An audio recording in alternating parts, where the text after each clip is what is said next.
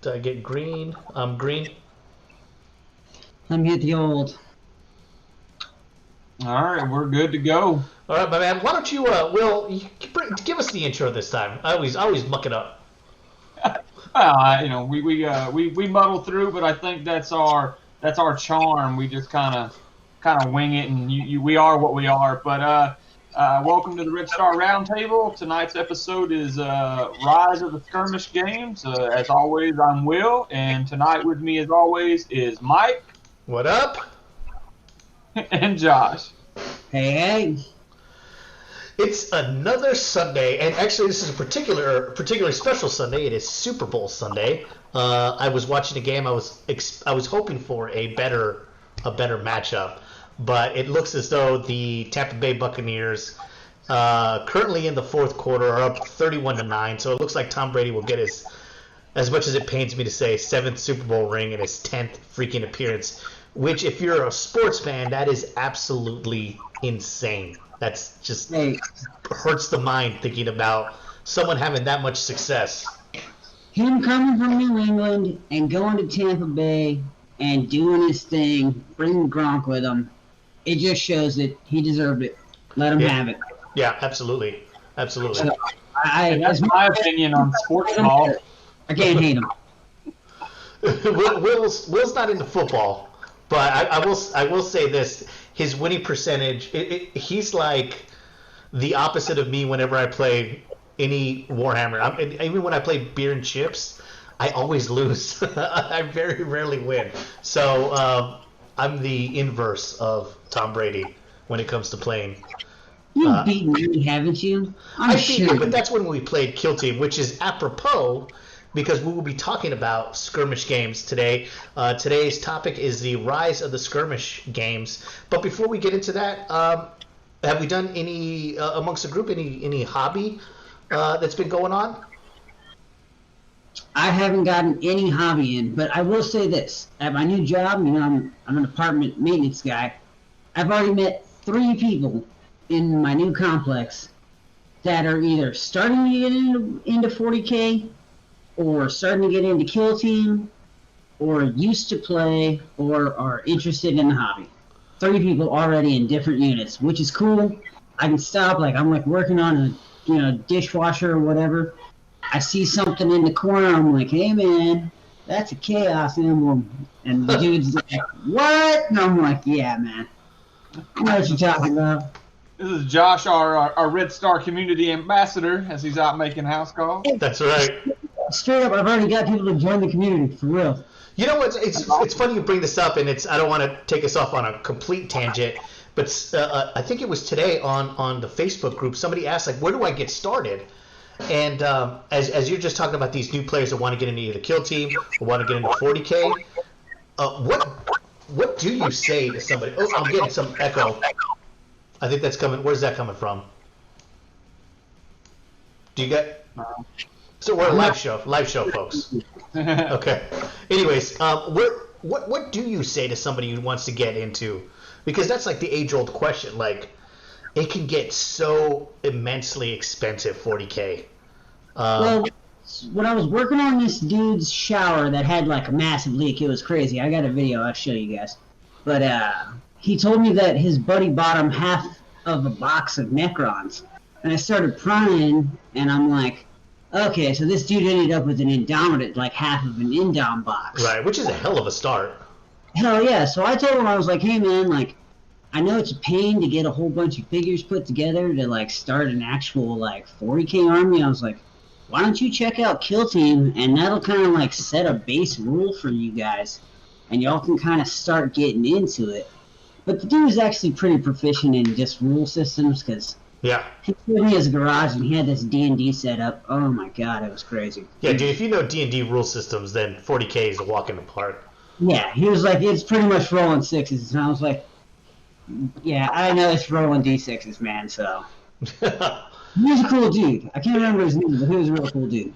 And I think Will gave a really appropriate response when he was like, you're the one who's going to be saddled with these things essentially whenever you buy it. So you're going to want to pick something that appeals to you in one way or another. And of course, your advice was Marines, of course, be I think the easiest to hobby, the easiest to collect, and then competitively, nobody wants to paint. Yeah, the easiest to paint, and then competitively, they handle really well on the tabletop. Because nobody wants to get into this hobby, and then you have like a 10-game losing streak, and it's just you're playing a faction that's hard to pilot would be discouraging. So Also, I think he was right. My suggestion is not to jump in the. But my suggestion is not to jump into Marines. My advice is that Marines is probably one of the most forgiving for a new player. It's not a finesse army like with like Tyranids and like Dark Eldar where you need certain things to line up or in order to be effective. Where the Marine units are somewhat autonomous, so it's a little bit easier that if you do forget to do something or you're not successful in something, they're able to still recover. And so that's why I suggest Marines. And to be fair, as a new player, they got a lot of the cool shit, and they kind of get the most attention. So nobody wants to buy a faction that's never going to get supported again. Completely unsupported, right? Yeah, like how they haven't touched NIDS in like fucking 10 years. Since the Clinton administration. Yeah. So normally we talk about hobby, so I'm super excited. You're going to hear from me tonight, just like on our last podcast, the words Marvel Crisis Protocol come out of my mouth about 100 times. It is my new love. It's awesome. And I have such a love for the property. I probably, I love Warhammer 40K, and it's my first love as far as tabletop. And I have a massive army. And I like the lore, but I'm not a lore junkie like others. But you know what? I grew up watching the cartoons, watching the comics, and then the excellent Marvel Cinematic Universe brings them to life. And now I have this miniatures game.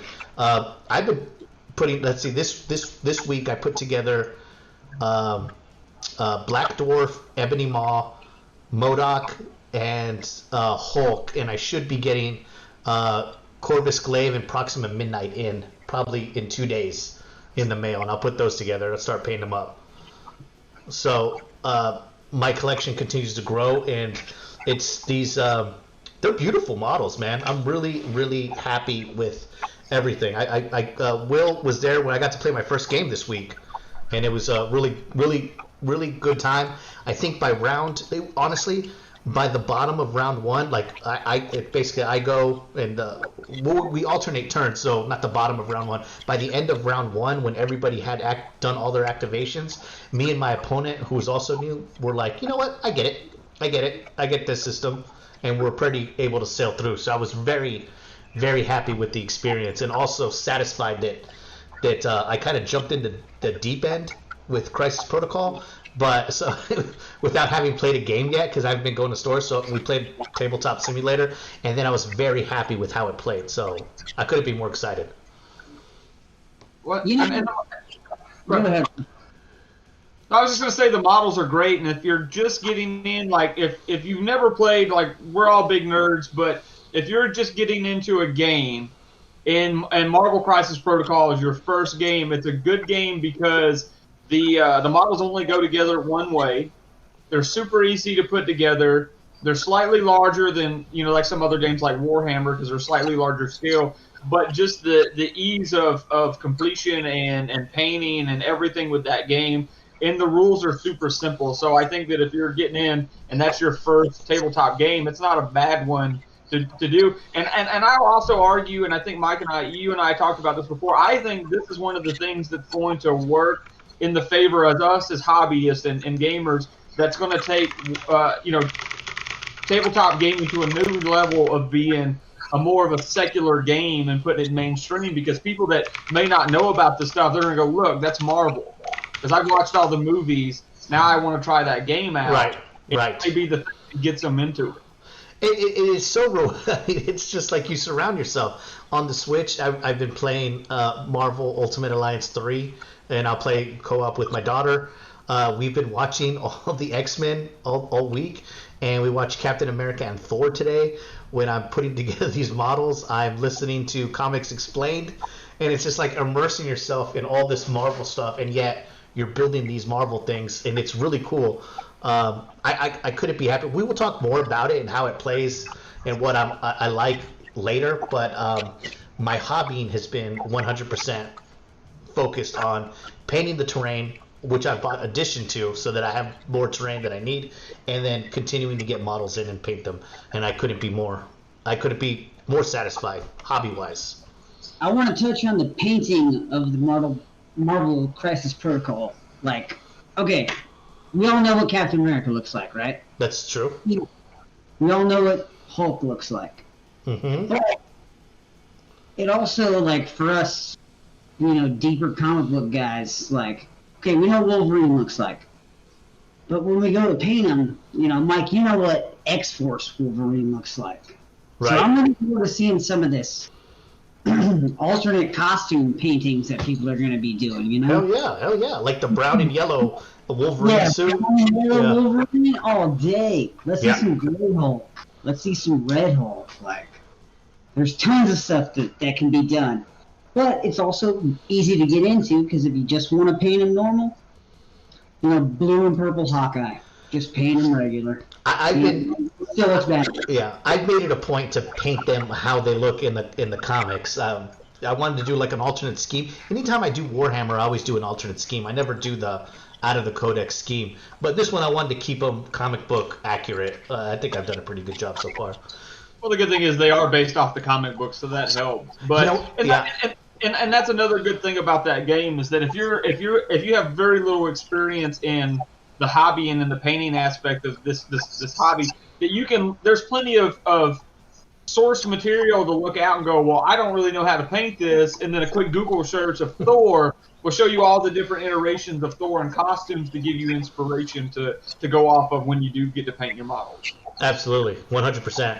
And I think that we're already straight up talking about Crisis Protocol, but one of the best decisions they made is to not base them off the Marvel Cinematic Universe, which in turn is heavily inspired from the Marvel Comics Ultimate line, where it was kind of their costumes look more realistic and less spandex and tights.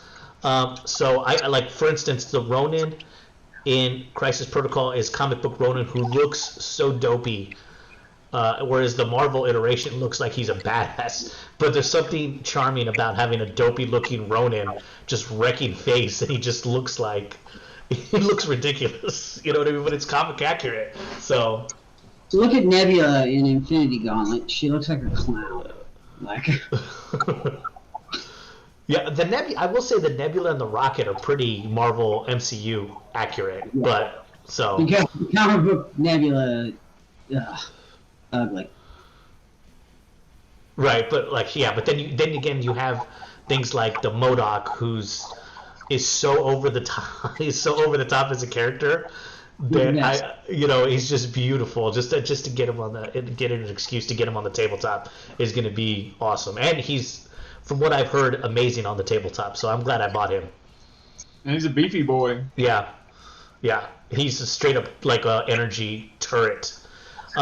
Anyway, so we're talking about Rise of the Skirmish games, which is an appropriate topic, and it's something that actually Will pointed out, I think maybe last week, and he's like, dang, man, have you seen on the Red Star games? There's just skirmish games. Everybody's talking about skirmish games, and not just us. But what do you think that's all of a sudden it came about? Like, what do you think's behind that?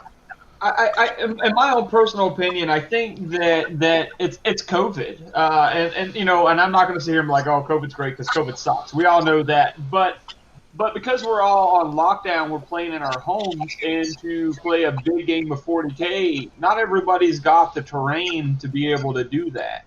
But Kill Team, you could throw enough stuff around that you got boxes or soda cans or whatever, and you can make a small enough table to get to play in, and it doesn't require a whole lot of materials, and it's something you and a buddy that you feel safe bringing into your home can play on the kitchen table, where most kitchen tables are not big enough for 40K, and I think that's part of it. I think that because of COVID, it's brought back a little more intimate gaming, And through that, it's been skirmish. It's not been the big games. It's been the little games. But we've talked about it a lot. There's been a lot of conversation in the Facebook groups and stuff about Necromunda, Mordheim, Marvel Crisis Protocol, Kill Team's making a comeback in our community.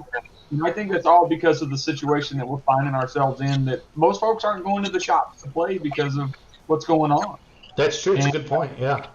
And to me personally, I'm glad to see some of these smaller games getting played. Like, we talked about Mordheim the other day, and I was at the tail end of Mordheim, so it kind of went away before I really got to play.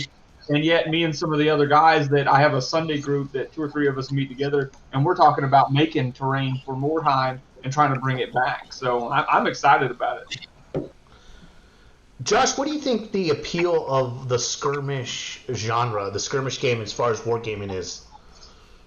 Well, I think for one, it's the wham bam, thank you ma'am kind of effect. Like you can get in, you can bang one out, and then you can get back to what you're doing. It's not going to take all night. That's definitely an appeal. I think a lot of the rules are more simplified, so it's easier to teach and easier to play. Less model count, so you don't need as many models, less terrain, less board space.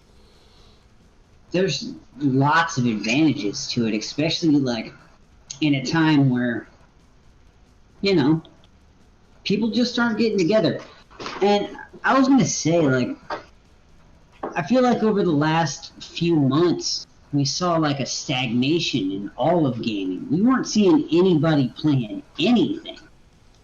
And now everybody's starting to I feel like the community is starting to figure out that, we can get these little games in, and we've been seeing posts about smaller and smaller games, and we're starting to see people actually rolling dice again, as opposed to 4 months ago when everybody was like, shit, all the stores are closed and nobody's playing nothing. What are we going to do? We don't know. And then, bam, now we're all just, you know what? Let's hit some, what's the one? With the knockback that you play with the cards. Malifaux. Malifaux, right. Let's hit some Malifaux. And they're getting together quickly, safely, playing a little game or two, and getting on. And everybody's feeling a little bit better about it. Right. So, No, I absolutely. And you can go there has, while it's true that the stores were closed for some time, there's still Friday nights, for instance, at like Heroes, where they're posting photos and stuff, and you can see and everybody's masked up and they're spaced out more than what we would be normally used to, which is awesome. And people are definitely playing in and around town. But I think that the skirmish game, like Will said, offers that. Hey man, why don't you just somebody that you have a close relationship with, that you trust, and just frankly that you're not out and about. And it's when this whole thing has been a lesson on everybody doing what you can to mitigate risks. And there are some people that take more mitigation factors, like myself, and then some people who take less mitigation factors. That's a decision that you're going to have to make and assess and do all the risk factors within your head to what you're comfortable with. But having a skirmish game has been one of the best outlets, I think, for people to go, let's just keep this small, come over to my place, and we'll bang out a couple. And I've been in games. I remember I played a buddy of mine. We were playing Warhammer, and I love this guy. And we would play, but he would take so long to play. And it's turn 2, and my orcs are on his line, and I'm like, I'm going to literally charge everything this next turn. This is over. I can see how this is going. But this finality is literally 2.5 hours away. And I feel like I'm just wasting my time, or everybody's wasting their time. You know what I mean? Versus playing a skirmish game where we can go bang out go to play some Kill Team with Josh, bang out a game, shoot the shit for a little bit, grab something to eat, come back, play somebody else. You know what I mean? Walk outside so Josh can take a smoke. 25 minutes. Yeah, we can do a game of 15, 20 and stuff. So one of the as Kill Team was one of my first skirmish games, and one of my first loves, but it also gets the heaviest scrutiny, I think, in what could go right and how a game should be supported and how a game shouldn't be supported, which I think will take me to my next point is, I'll start with Will.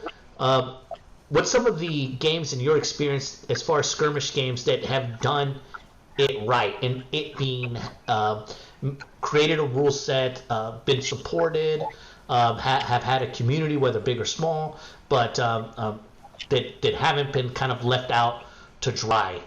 For instance, Wild West Rodeo. You've talked about that in the past. Wild West Rodeo is an example of the bad way, where a game just died on the vine. But what are some of your success stories as far as skirmish games? Well, I think it's real easy to tell the ones that are successful because they're still here. And like Wild West Exodus is kind of went the way of the dodo in a lot of communities. Now there are some new people that get into it, but that's a different thing. But I mean, look at Malifaux. Malifaux's on its 3rd edition. Malifaux is Weird Games rather is steadily putting out models. They're continually supporting the game, and they are on their 3rd iteration of the game. But they're not. It's not huge differences. It's subtle tweaks to make the game better or balanced, and I think that's a good thing. It's not. I think one of the things that killed Wild West Exodus is that when they went from one edition to the next, they threw the baby out with the bathwater and said the models are the same, but the rules are completely different. Right. And a lot of folks didn't care for that. But like with Malifaux, the differences have been subtle, but it's been for the better of the game in the community for balance and to continue improving on the mechanics. I think Necromunda's done immensely successful. GW's steadily putting out models, and it's been continually supporting the 3 years or so that they brought out this iteration of the game. I think Marvel Crisis Protocol, I think Atomic Mass Games is killing it with that. Yeah. They've put out up to, 65, 66 minis in just over a year that the game's been out, and none of them have really been duds, and they're steadily expanding. They're bringing out new lines of terrains, their own mats, and it seems to be a good game, and I like to see the direction that the game is going and that there is a future in the game, because that company, especially where, GW, for all, for as good and bad as it is, it doesn't tell you a whole lot about the future of a game. No, it doesn't, yeah. But Atomic Mass is very active with the community, and they're steady saying, this is what we're doing, this is what we want to do. They're, they're answering questions in the groups and showing how to paint models, and their engagement is phenomenal. And I think that's what builds a game. You're building a community, you're building a brand, and that's how you do it. Where Games Workshop, they've been around so long, they're just like, it is what it is. You do what you will with it, and if you don't, then we'll move on to something else. And I'm glad you brought that up, because when I see something like Malifaux's on 3rd edition, that tells me, the consumer, is, damn, they've supported this, not just for 1 edition. Not just for 2 editions, but they're on their 3rd edition. So I don't know much about Malifaux or Weird Games, but I'm assuming it's not an edition a year, right? So that goes back in time. What I'm saying is, this game is longevity. So if I invest this money in the time, that I know that investment will have bang for its buck down the road. You're going to see returns on it. Right, returns on it. So we don't know the longevity of a game like Crisis Protocol, but what I've done to dissuade my cognitive dissonance on that is going, if this game ever goes TU, I have some dope minis for the shelf, because they're all, they're Hulk and Star-Lord and stuff like that. So I'm happy to take those to work and then display them, because they would look awesome. Absolutely. So, yeah. And I know that me and Josh kind of came up together in the Kill Team world, and we would kind of label these Kill Team guys, which was not true, and you know what I mean? Because I was a Warhammer guy. I was always a 40K guy. I've been playing 40K freaking since 5th edition. But I remember I was so happy when Kill Team came out, and I was really in love with it. But then, to your point, where GW doesn't give you a direction or give you insight onto how they're going to support, it seemed like the support for Kill Team just disappeared, and what they've done lately has been so lazy and half-handed, and now you can see the cracks in the wall as far as Kill Team is, because now you have a discrepancy where Warhammer 40K, its big brother, has done a massive makeover in statistics, data sheets, firstborns having 2 wounds, heavy bolters and stuff doing 2 damage. There's a lot of those little nuanced things that did not translate. That's only going to cause confusion. They failed to update Kill Team into like a 2nd edition, and I don't think that was their ever plan, because they wanted it to be a gateway to 40K. But they're still fans of what is a pretty good. It's a pretty good system. It has a lot of baggage from 40K, of course, but it's pretty good. I enjoyed it. Josh, I think the most telling thing about Kill Team is that new box that they're coming out with the heavy intercessors and the flayed ones, that they didn't do a 2nd edition release with that box. Right. And that tells me everything I need to know about Exactly. Kill Team and that. I don't, maybe I'm a jerk here, but it's dead. No, I wouldn't say it's dead, but I think that when I look at it, I'm thinking, what's the point? Josh, I don't think I can hear you. Can you sound off real quick, bud? Yeah, I can't hear you. See what you could do about, yeah. What I mean by that, though, is I think that because they're not coming up with a 2nd edition, that there's going to be little to no support for that game. They're like, here's a box, and it's a way for us to release our new minis. Right. And then we're just going to call it Kill Team. And they just throw it in. No, buddy, still nothing. Which is like you said, and I think the deal was done. For instance, Josh is already building a 40K army. Andy has fully made the transition of learning in Kill Team and going straight into 9th edition. That's what I think Games Workshop ultimate goal and objective was. And for all intents and purposes, in those 2 anecdotal cases, it completely worked. Well, I think that it could still be a gateway game if they support it. Right. They support it and come up with a 2nd edition of the game and put out supplements and things like that and rules updates, and it still be a gateway game to get people into 4th edition. I mean, to 40K, sorry. Yeah, and I think... Yeah, I can hear you now, buddy. You just... No video. No video? Yeah, now your video's off, but your audio's on. I love live shows. Hold on. I will say, though, in the reason we have so much to say about Kill Team is, again, I have such a big background there, and so does Josh. But the 40K is... I'm not a competitive player, and they will probably argue this to death, and they will probably have better arguments than me. I think it's a very unbalanced game. It's not balanced. And one of the things that in skirmish games I think you'll find is that you'll find a more charitable parity between what you field versus what your opponent fields, because at a small scale things are easier to balance, I think. I agree. And then the constant change of 40K makes it very hard to balance because of the way they release the codices. But with Kill Team, you can release one book that updates all the armies. Right.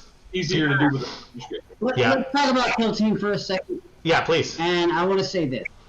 You guys can hear me, right? We're all good.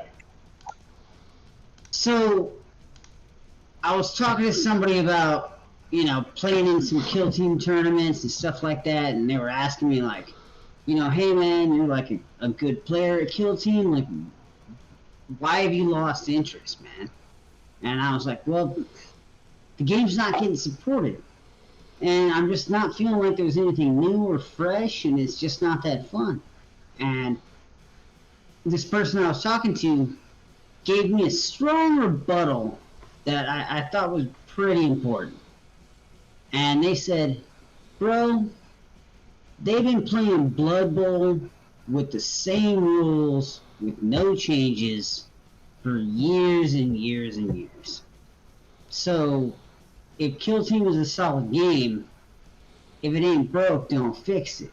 I mean, But that's fair enough, but but that's not entirely true though, because we're now on our second iteration of Blood Bowl in It just came out.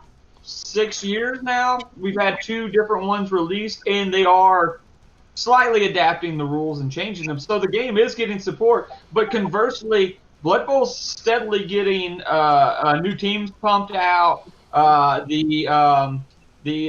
can't think of the little magazine that they put out, Mike. Spike. Spike magazine, things like that. So Blood Bowl is getting support that Kill Team's not. For instance, where are the updates for the new unit for the Indominus or the Necron stuff that came out with the Indominus to get into Kill Team? Right. And it's like, why for instance, Space Marines, you add the Indominus things into their data sheets. They, I think, have 12 to 15 data sheets versus the Astra Militarum, who've got 3 or 4. You know what I mean? It's just, it's run away. It's just run away with itself without an effort to corral it, bring it back, and to add parity for some sort of competitive balance. It's just not there. I don't think that they don't care. Well, actually, the thing is that I think they don't care, because that's not the point of Kill Team, unfortunately. Well, and I agree wholeheartedly. And case in point, the new box that's coming out. I don't remember the exact numbers, but somebody did the math on the heavy intercessors versus the flayed ones, and it's like 480 points for the heavy intercessors and the captain, and then it's like 160 points for the flayed one and the cryptech. Right. And they're in the same box. Right. Now, I don't know what the rules are, and there may be where the Necron terrain shoots at the Space Marines, or you get to bring flayed ones back or something like that. But to me, that just says, hey, and not to be negative, but it's a cash grab to sell, their new models that are coming out. Well, I don't think it had go. Shit. I don't think it was so much like, hey, here's a new Kill Team release, as it is you're not going to see heavy intercessors and plastic flayed ones for 6 months because that box exists. And so go ahead and pick this box up if you want it. You know what I mean? And it's so cynical, but it's so GW also at the same time. It may be cynical, but it's based off observation of past behavior. Yeah. For instance, plastic obliterators, box without that are not in a set, a collection, a get started box don't exist, and that's been 2 years. So Master of Possession too. Those will be behind $100 box set.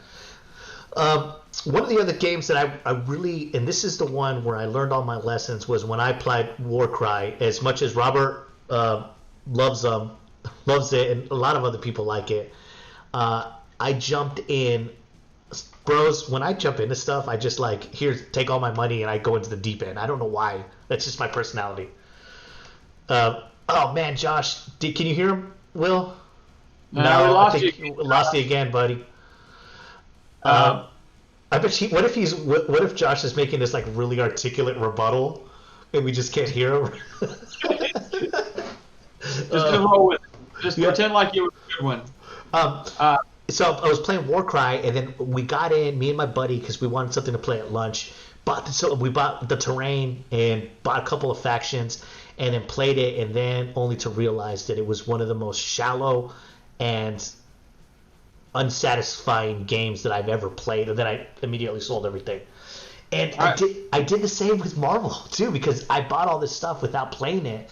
Granted, this time I watched a lot of battle reports, which I didn't do with Warcry.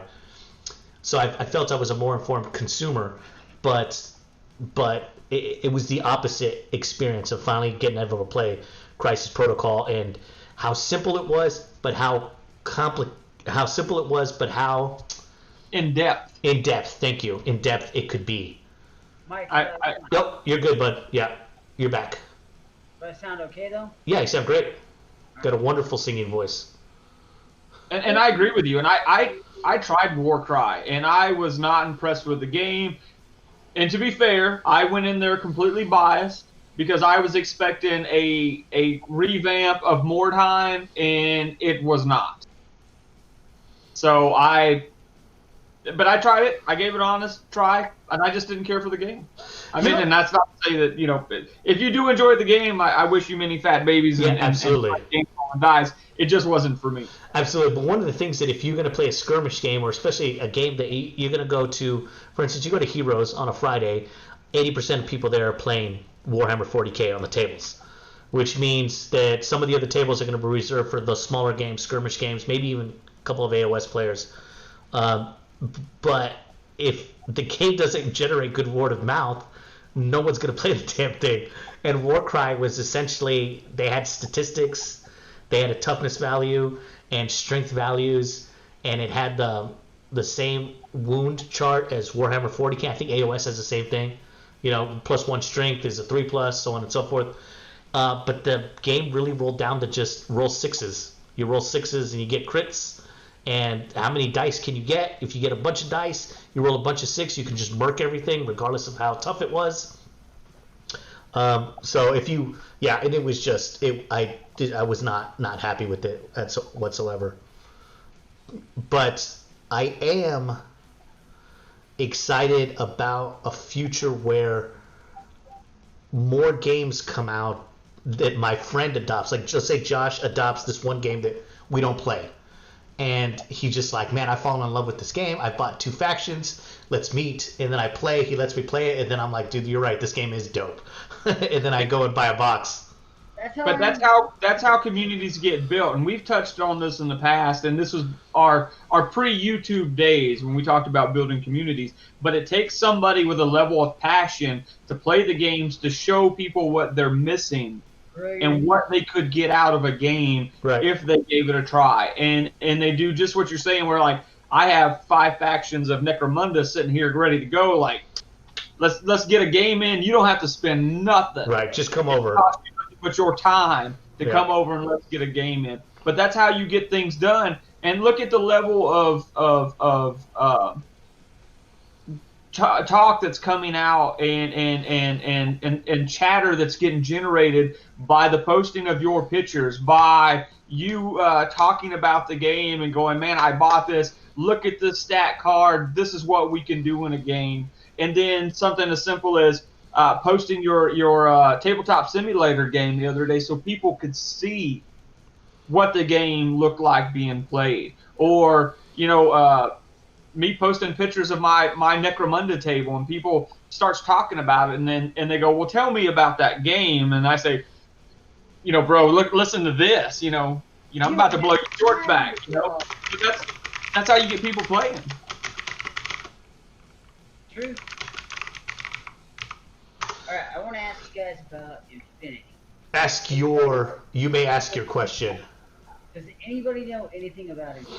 Yes, I've seen lots of bat reps in preparation for me buying it, but Corvus Belli is notorious for being extraordinarily confusing to the consumer, and I have no goddamn idea what to buy, short of a starter set, of course. I mean, the best thing to do always is buy a starter set, but then I'm like, I don't want to play that faction. So if you're like in that, I don't want to play this faction, like, okay, so I don't want to buy the starter set, well, I'm down with the game, what do I need? And their naming conventions, their store, the where to buy these things is extraordinarily confusing. So without finding, doing internet research, it's tough. But let me tell you something. It looks akin to your community.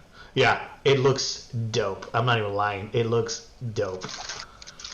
So, from what I've seen, it's all metal miniatures? Yes, it's OG metal minute pewter, right? Pewter, Will? Yeah. Yeah. What you eating over there? Subway cookie. I'm fat, man. I can only sit here so long without eating something. Little known fact, digression, that people actually consume more calories when they go to Subway because they're like, oh, at least I'm not getting a burger. But then they crush a 12-ounce, right? A 12-ounce meatball with a giant soda and some cookies. And it's like, do you want 1 cookie or do you want 3? And it's like, well, how much is the upgrade? Yeah, it's only like 25 cents more for 3, bro. Like, I'll spot you if you don't have the cash. But, I think that with everything that's going on with COVID, you're seeing more people sitting at home painting their models, building tables and just talking. I have seen more people engaging through our Facebook group and various other groups through COVID than we ever had. So I think that people are getting out talking more and spending more time having conversation. Like we had a whole conversation the other day for like an hour and a half about which was better, the Eradicators or the Space Marine attack bikes. But it was just people having civil discourse about, which is better and what situation in that engagement.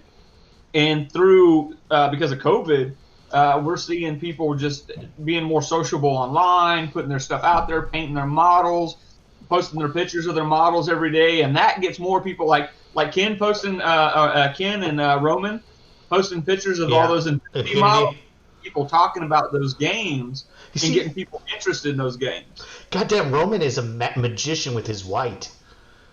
With his white on minis. It looks gorgeous. No, he's blowing my paint jobs out of the water. Shit, I can't paint white to save my life. You know again, one of the benefits to having the skirmish games that we touched on earlier is that I can own multiple factions. So that without a big I don't have 2 Warhammer armies. I have 1. Because I just don't see the need for, you can invest all you want in 1 and it's expensive enough to have a second army. I've never understood. I think that's why we're also seeing more skirmish games pop up. Because the barrier to entry to these skirmish games is significantly smaller than, say, 40K or Age of Sigmar, where, for a Warhammer 40K army, you're spending $600 to $800 to get into a decent sized army, where with Malifaux you spend $40 right to buy a crew. Necromunda, $40 to buy a gang. Now it's not to say you're going to get every option, but it gets you in the game. It gets you rolling dice. It gets you pushing models across the table. Right. So the barrier to entry is significantly lower for those games compared to something like Age of Sigmar or Warhammer 40K or even Kings of War. It's what's funny that Josh, it popped in my head, but the 2 secrets is white never go white right and get an airbrush. Is that Roman? That's Roman. Oh, that is Roman. Okay. There you go, man. He's saying start with gray and work your way to a lighter gray to get to white. Okay, there you go, man. Well, Roman, props to you, brother, because they look great. So awesome, just well done. They look amazing. Especially with that red. One of the things that Josh said where that guy rebutted was like, well, Blood Bowl's been around, and it's like, bro, don't compare to Blood Bowl. Like, Blood Bowl is like magic in a bottle. It's just, it doesn't ever need to change. It didn't need to change to this edition, and they did, and I like some of it. I've yet to play it. Bro, Josh, I can't wait to play Blood Bowl with you with the new edition. I don't know if Andy's on here, but he painted my lizards. Oh, how did they look? Have you ever had sex, in space? I can't say I have. And watched, sun rise over the Earth? It's like that? It's like 2001, A Space Odyssey lizard. Except they're lizards. Everybody. Yeah. It's like everything about Blood Bowl shouldn't work. It should be the game that you hate, and it should be, you know what I mean? But it's not, and it's amazing, and it's probably the greatest game. I wouldn't consider it a skirmish game because it's its own thing that is board game. It's a board game, really. I don't even know what I owe Andy. I think I did some electrical work for him or something. That sounds. But I was gonna say, I think Blood Bowl is one of those games where it's one of those high highs in a series of epic failures, and that's what makes the game good. Who controls anything? But have you ever played? This could easily go to Josh. Have you ever played in even those lowest of lows, and you've not? I've never wanted to go take the table and turn it over, like when I'm playing Warhammer. Like when I play 40K, and you're like, God damn it! Like when you finally kill that Terminator or that Intercessor who's in cover with the 2+, and he's like, oh, hold on, command reroll. I'm like, God damn it! Or that cycle that just keeps shooting you off the board. Yeah, Yeah, Blood Bowl's not like that. Oh, look. Simon, Almost. Yeah, you say it, and he will find it. I heard it. Exactly. Simon, it's like the Pied Piper. You said the word Blood Bowl, and Simon came. It's like Beetlejuice. You say it 3 times, they're gonna show up. Yeah. I just think that the benefits for having skirmish, COVID or not, I mean, I think they're more illustrative because, like some of the points we've already talked about. But I personally, the biggest benefit we've touched on it already is I own multiple affiliations of Crisis Protocol, and when I go to play, I will bring all of them in my carrying case, and you, just like Will said, just show up. Don't worry about the dice. Don't worry about rulers. Just bring yourself, and you will be fine. And you can. So this green case right here. Yeah. Wait, that's what we did. That's like The difference. This green case right here. That's one 40K army.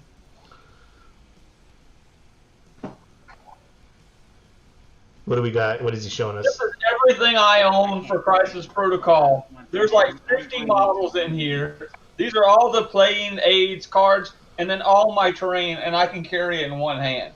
That, I still got to carry a backpack and things of dice and objective markers and everything else. And this is everything. We could have 5 people playing Crisis Protocol out of this one box. Are those magnetized on the bottom? Because my carrying solution sucks. No, what I do is I use just blue tack. No, you know the little like little rubber dot looking stuff you put in the bottom of your silverware drawer. Mm-hmm. I just line the bottom of that and throw them in there. Okay, I got them in a case, but then like with this bad boy, this is Black Dwarf, and of course this chunky fellow right here being Hulk. These don't fit in, like, they don't fit well even in the big carrying cases, the slots.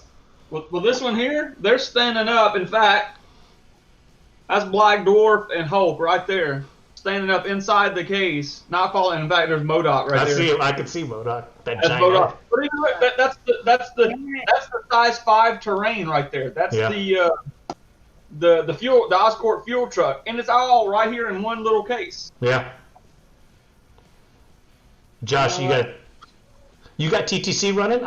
We'll do a tabletop simulator. We'll run a Crisis Protocol. I was just gonna say on payday I'm gonna go pick up some X-Men. So Simon says, say it 3 times and he'll pop up next to you. Who does? Okay, so. One of the things that Crisis Protocol does, which I understand I'm not totally happy with, is, for instance, I want to play the Brotherhood of Mutants, right? Like, but I have no interest in playing the X-Men, none whatsoever. See, I do. I love X-Men. So if you could go in with a friend, they mix some of the boxes. Like, for instance, Wolverine comes with Sabretooth. So you buy Sabretooth. Same box. Yeah. So you buy Sabretooth, and then you get Wolverine, you're like, God damn it, now I gotta buy the X. Now, you know what I mean? I've got Wolverine, so now I want to get the X-Men. That's marketing tactics, baby. Yeah. That's how they get you. Yeah. But, like, for instance, Magneto comes with Toad, so that's 2 in one faction. And then Storm and Cyclops. Storm and Cyclops. So your best bet would get to Storm and Cyclops box, get Wolverine, and who else is on the X-Men they got so far? That's it. I think they don't have Nightcrawler? There's only 4. It's Cyclops, Wolverine, Beast, and Storm. That's right, Beast. Damn. For now, but they have previewed in their cards. Jean Grey's gonna be coming out. Yeah.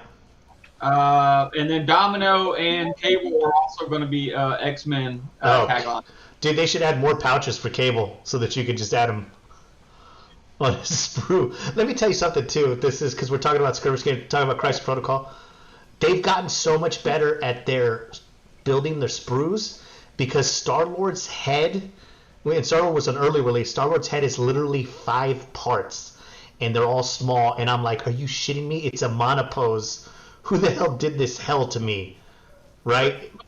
The game's like started by 2 guys in a garage. Yeah, I'll give them slack. Yeah. See the evolution of their quality of their models.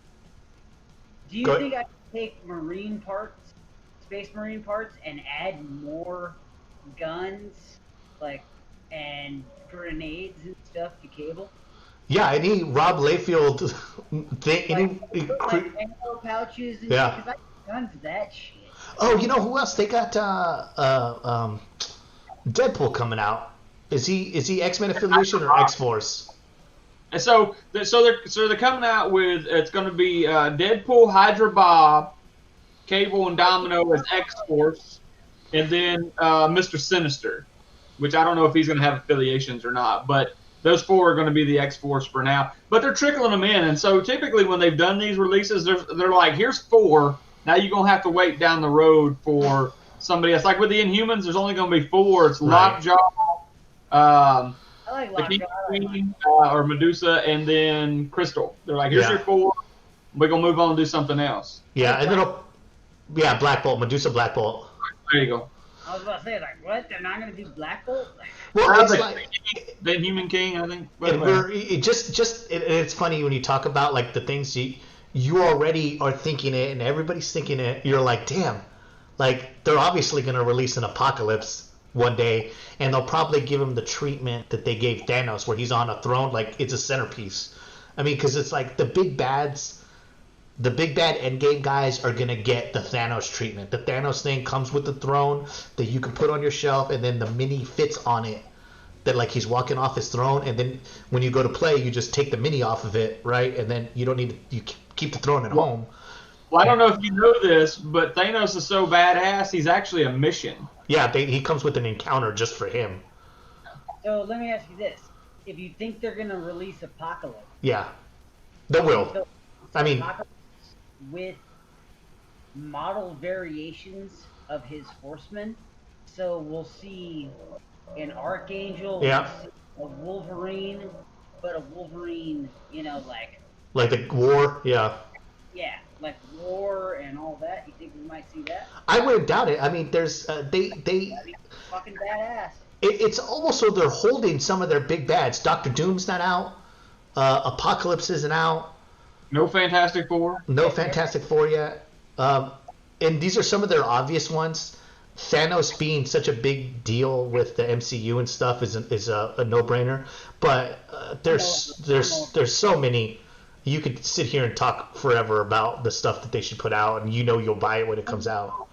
Well, but like you mentioned, the Brotherhood, they put out the 4 Brotherhood models already. So Magneto, Toad, Mystique, and Sabretooth, and they've already announced Scarlet Witch, Quicksilver, and Juggernaut. Juggernaut, yeah.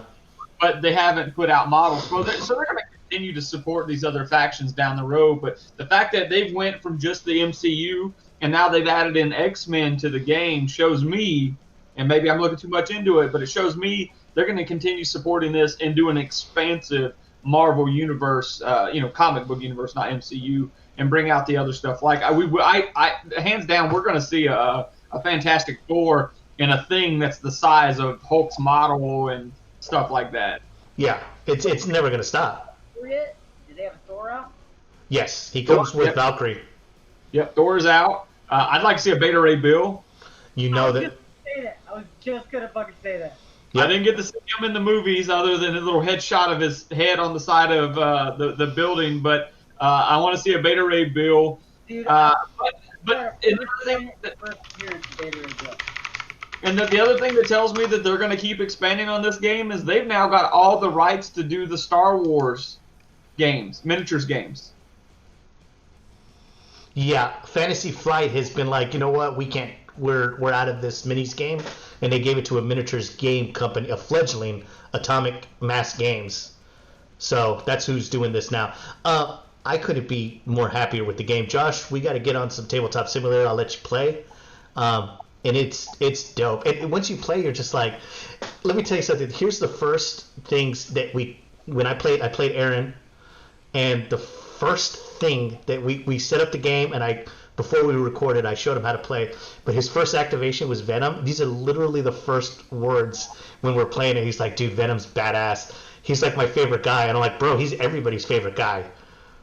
and it's like every activation is like, oh, dude, Kingpin's so badass. It's like, yeah, man, you're right. You know what I mean? And it's like, dude, I'm taking Black Panther and I'm moving him over here. It's like, dude, Black Panther is so badass. You know what I like about the Kingpin? And what makes the Kingpin scary? Is that he's the villain that exists in our world. Ish, yeah, you could see it. Like, there's a... He's out there. But he's just a badass dude with no powers, no nothing. He's just a rowdy dude that's like, you know what? I'm going to take this crap over. Yeah. So, yeah. But one of the other points that I have as far as the rise of the skirmish games, one of the best things about skirmish games is that there are a lot of people with quote-unquote alt-itis. If you've played any MMORPG, you're familiar with alt-itis. Which is you reach a character max level and you're like, hi, this character, I don't want to play this. I don't want to play a wizard anymore. I'm going to roll a paladin. And then But I want to try this. yeah, and you want to start the game. And that's what's and I did this with Kill Team. I had about 7 kill teams and I sold them all. Because I figured if I ever wanted to play Kill Team again, I have plenty of Astra Mill that I could muster up a Kill Team. But there was a time where me being me and my personality, I bought a bunch. And I had a bunch of kill teams, and because I have that altitis, let me try. I want to play this faction, or when I go play Caesar, the conversations are, what are you gonna play? It's like, oh, I don't know. I have my box. Open up my box. I think I'll play my Thousand Suns this time, or what have you. So if you have that option, so like with me, because I'm a lot like you. Like when I go into a game, I go whole hog. So I got every faction for Necromunda except for Vanzar right now, but if I was to go show up at the shop, I can bring all my stuff in one little box, just like I have with my Crisis Protocol, and then whoever shows up, I can play them without playing a duplicate faction. Exactly. It's not like everybody's going to be running Vanzar and Goliath because those are the ones in the starter box. I can be like, well, I got my Venator's gang or my Cawdor or whatever. So it gives variety, especially if, like, you're only seeing the same 3 factions in a game. It gets stagnant because you're playing the same things over and over and over again. So having those other gangs, even if like I show up and say, Mike, you only own the Goliath, but you really wanted to try something else, I'm like, here's 5, and I've got lists made up for every one of them. Pick your poison, and we'll play a game, and then get that out. And then I'll get other people into it too, because they'll come up and see you playing and want to play. So we did a campaign at the end of last year at COG, and it was 6 of us, and we just showed up. We said, hey, we can get table space. Let's go over here and play.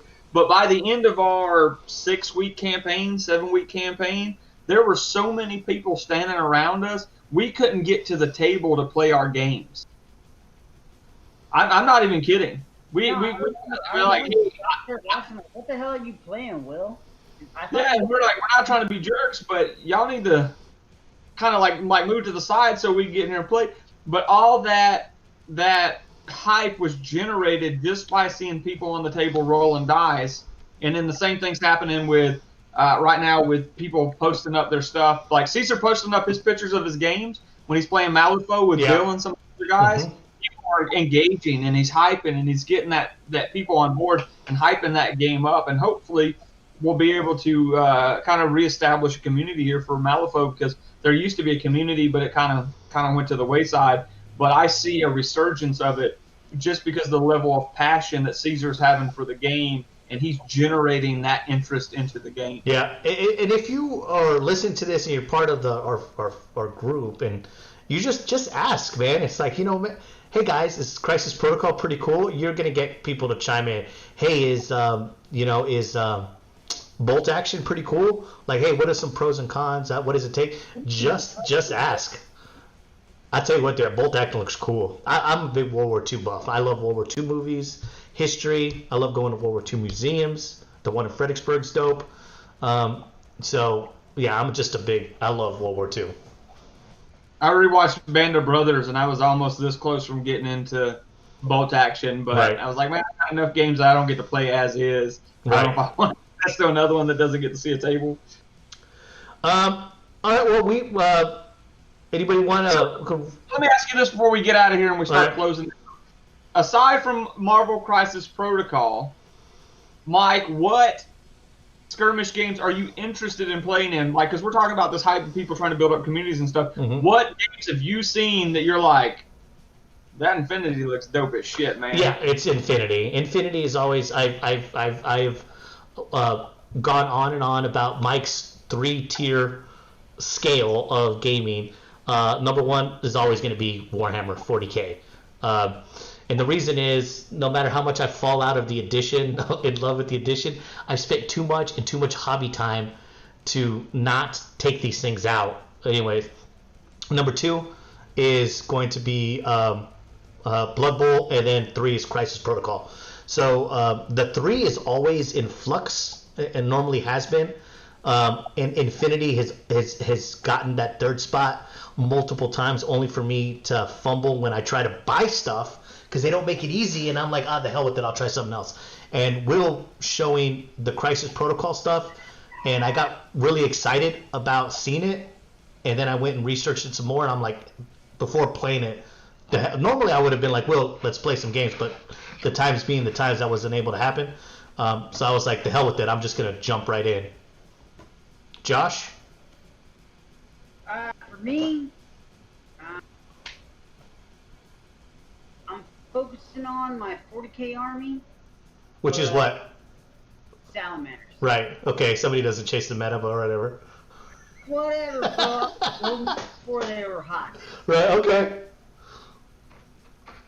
Enjoy your fancy rerolls and your auras and your... Get the fuck out of town, Mike. It's coincidence that I chose that army. What are you talking about? No, he's always liked Sally's. You see this model that just came out yesterday, the land speeder with the 3 meltas on the front of it? It's completely coincidence. Hey, Mike, 70% of your army's what? Lehman Russes? Okay, yeah, I love salamanders. Fuck yeah.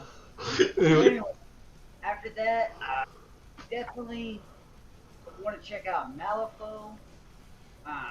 Really, my thing with Malifaux is that I think it's cool to get away from the rolling dice. Like, a lot of people don't understand that you play Malifaux with a death card. Right, that does seem dope.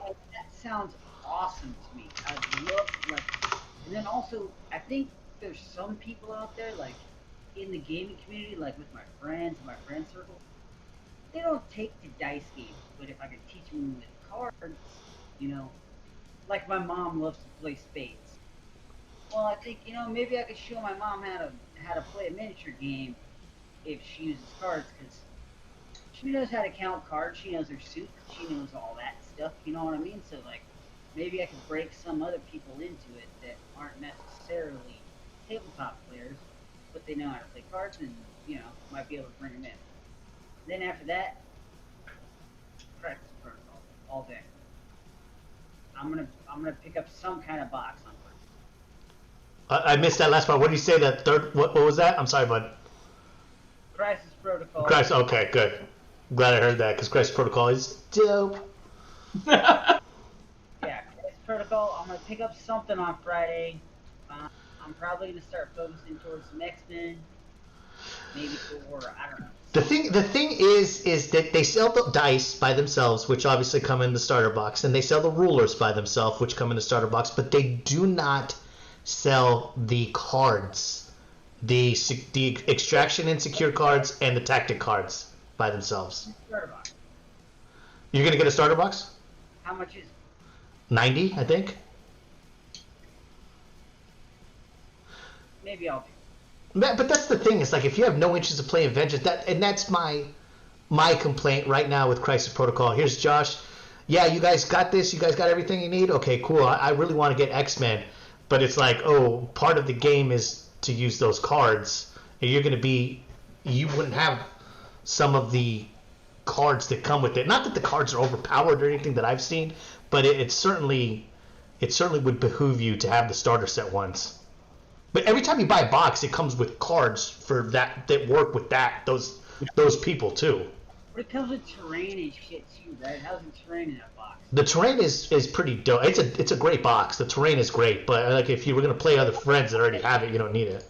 You get one size 3 building, 2 size 2 cars, and then 6 or 8 little like size 1 like trash cans and Light posts. lights, stuff like that, and then 1 or 2 the dumpsters. I can't remember. Right, 2 dumpsters.